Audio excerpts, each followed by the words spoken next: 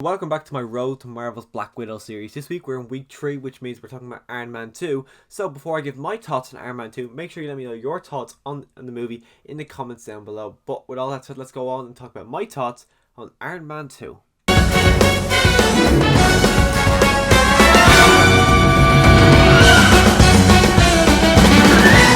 So to kick things off the same way we've done the past 2 weeks, we're going to kick off talking about the cast. Now, because this is a sequel to Iron Man, we're not going to talk about the Robert Downey Jr.'s, the Gwyneth Paltrow's, we're just going to talk about the new cast coming in. So to start off, we've got Don Cheadle coming in, playing the new Rhodey, replacing Terrence Howard. Originally, I can't remember my original review if I said Terrence Howard was better, but probably I don't know.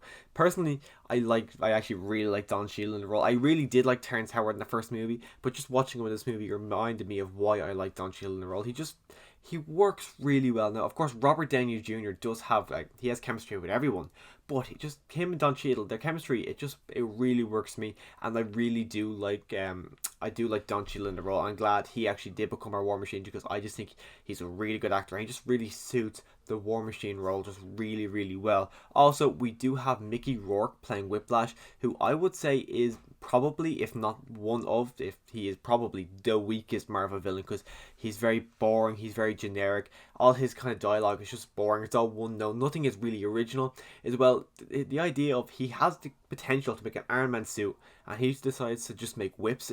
I don't really like the character of Whiplash really at all. I don't like his character at all.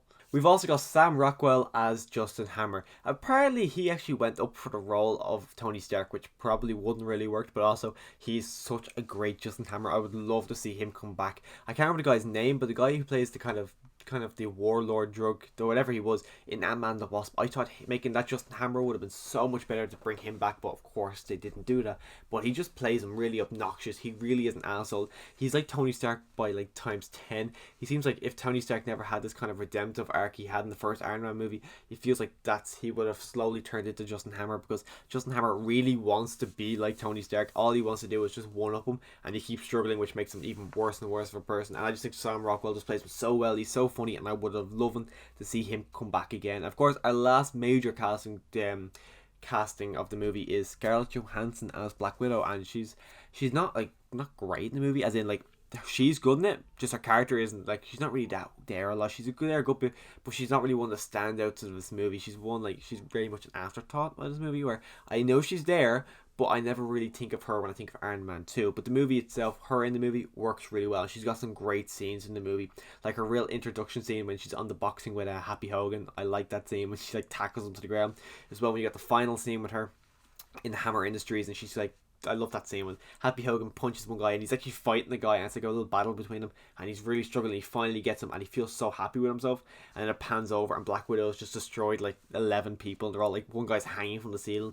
It's a hilarious scene. I just think Scarlett Johansson as Black Widow, this being her introduction to one of the major characters of the MCU, it's a good introduction, and I'm glad Black Widow actually did show up in this movie, rather than what happened with Hawkeye, which we'll talk about next week in Thor. And some of the best things about this movie is the fact that we're getting loads more Tony Stark. Tony Stark is one of the best things about the entire MCU, and the fact that we got to see more of him within this movie it's really good. He's really good, he's really witty, he's really funny, and I love his introduction. The introduction to Tony Stark in this movie is the best. When he jumps out, shoot the trills playing, and he lands in that big arena, it's absolutely, every time I see it I just smile, because I think that is such a great introduction for him in the movie, and they just played it really, really, really well. You also got his suitcase armor on the race car track scene, which is one of the best scenes in the entire movie. And just the idea having a lot more Tony Stark in this movie is probably one of the best things about this movie. But then looking back at it, the fact that how much Tony Stark we've gotten throughout the entire MCU, the fact that we got more of him in this movie it's good. But looking back at it now, it was good then. Looking back at it now, it's not really a good benefit to this movie, the fact that we're getting more Tony Stark, because later on in the MCU we get loads of Tony Stark. So singling this movie out as a positive for this movie doesn't really work anymore. And you can tell they wanted to have another situation of Tony Stark building something in this movie, just like he had in the first one, because that scene in the first one is so good. You can tell they wanted to have the same thing in this movie. It's good. I love all the hologram stuff. I love all that kind of stuff throughout this movie. But the kind of building sequence isn't really as good. There's nothing really great about it because the first one he's in a cave, it's a lot more. Where this one he's just getting a jackhammer, bashing his walls, bashing his floor together, getting pallet trucks moving stuff in. It's nothing great compared to the first one. And then when he's actually making the element, it's a pretty cool way. Like there's a big laser going across the room. That all that is pretty cool. But it's not as good as the first movie, and the whole like it really is. Even though it's Tony Stark's movie, the element story doesn't really work for me. It really slows the movie down. It's really not interesting, and it doesn't tie into the movie at all. Tony Stark having to look for a new element isn't anything to do with Justin Hammer. Isn't anything to do with Whiplash. It doesn't really have anything to do with the main plot, right? Where the bad guys. So the bad guy and the main plot line with the hero doesn't really factor in at all. So it doesn't really, even though it's a good storyline, it kind of feels a bit all over the place. And that right there is one of the massive errors with this movie, is it's got way too much going on. First, like Pepper Potts becomes CEO. You've got the Nick Fury. You got the Marvel are setting up the Avengers. You got the Black Widow introduction. You got Justin Hammer's what's going on with him. You've got what's going on with Tony Stark. You got what's going on with War Machine. You got what's going on with Whiplash. And there's probably loads more that I'm actually forgetting to talk about. There's just so much going on with this movie that it feels very bloated. This movie is just over 2 hours. I think it was like 2 hours 4 minutes long, and there's just so much going on with this movie. So the fact that I enjoy so much of the Iron Man scenes, the fact that it goes on so long, or not so long, the fact that you don't really get a lot of time with it, and you get so much time with other stuff, kind of blends the movie. It doesn't really live up as well, especially because there's so much going on. You don't really feel like anything's actually getting the appropriate amount of time. Like Whiplash is one of the most boring generic villains because we don't really get much of him. I feel like if they kind of eliminate some of the plots, like all the Avengers set up with Nick Fury and Black Widow, maybe if they weren't in the movie, you could have given more time to Whiplash, and he would become more of a better villain, and we understand his motives even more, because you understand his motives, the fact that he's trying to get revenge for his father towards Tony Stark. But that's all you know about him. You don't really know anything about him. So I think if they fleshed out Whiplash a bit more, he would actually become a more popular villain, which just really didn't work because they had so many sidelines coming in at once. Happy Hogan's in this movie a lot more than he was in the first movie, and he's actually a lot better in this movie. This Happy Hogan actually feels like the Happy Hogan we get to see in Iron Man 2 or in Iron Man 3, even in the Spider-Man movies. He actually feels like the Happy Hogan we get to see more on, rather than the first movie where he didn't really feel like happy. He kind of just felt like just a random generic guy, where in this movie he actually feels like he is in the future, which kind of worked out a little bit more better for me. Also, you got some Easter eggs in this movie, of course. You got the Captain America replica shield. You got the little Peter Parker Easter egg that was never intended to be him, but then what's the guy's name? I can't remember the guy's name. Kevin Feige.